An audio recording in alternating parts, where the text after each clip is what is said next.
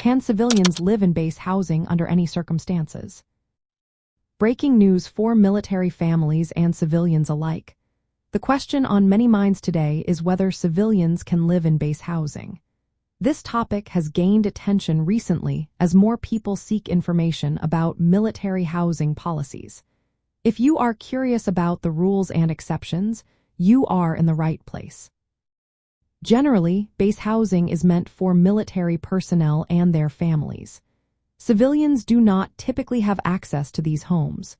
However, there are specific situations where civilians might be allowed to reside in base housing.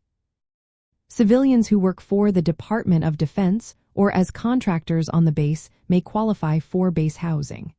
This eligibility often depends on their job assignments or specific requirements tied to their roles.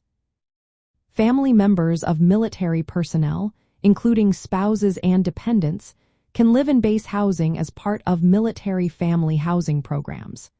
This is a standard practice to support military families.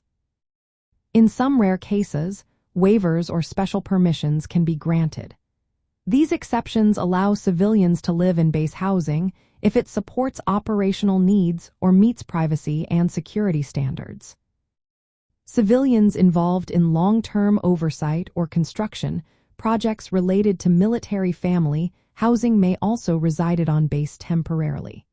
However, this is usually under strict guidelines and not common for the general civilian population.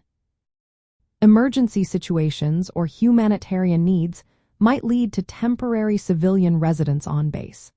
These cases are exceptional and handled on a case-by-case basis by military housing authorities. In summary, civilians do not usually live in base housing unless they have a direct official connection to the military or the Department of Defense. Special authorizations linked to their roles or family status may also apply.